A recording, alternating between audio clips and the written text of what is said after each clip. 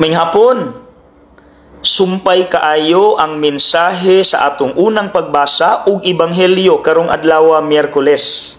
Sa unang pagbasa, gipadala sa Dios si propeta Jonas ngadto sa Ninive aron ingnon ang mga tawo nga dapat magbag-o na sa ilang kinabuhi.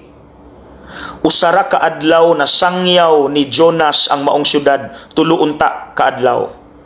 Pero abi ninyo, paspas kaayong mikalat ang pulong sa Dios, and on the spot ang mga tao tanan nagbag-o, bisan ang hari nagpuasa, nagsanina og sako.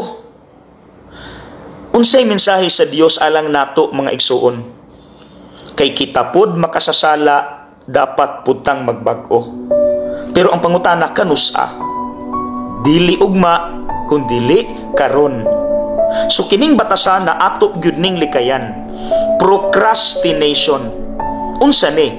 Kana bitawng muingon, there is still plenty of time to change our lives. Ay naku magbag-o ini katigulang nako. No, ilabi na sa mga batanon. Let us not procrastinate. Maunang gasalig kay bata pa, young and wild and free. Hinumdumi mga igsuon, God is not after of our age. He is after of our attitude. Batasan atong siguroon.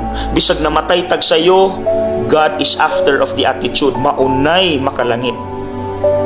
Dili unta ta mangitag rason nga moingon, ay ko magbag-o kung tagaan ko ni Lord og sign. Mga igsuon, dugay rang gihatag sa Dios ang sign, ang iyang anak si Jesus. Kung nahadlo ka or whatever reason, aron i-delay nimo imong conversion, hinumdumi si Kristo namatay apan nabanhaw.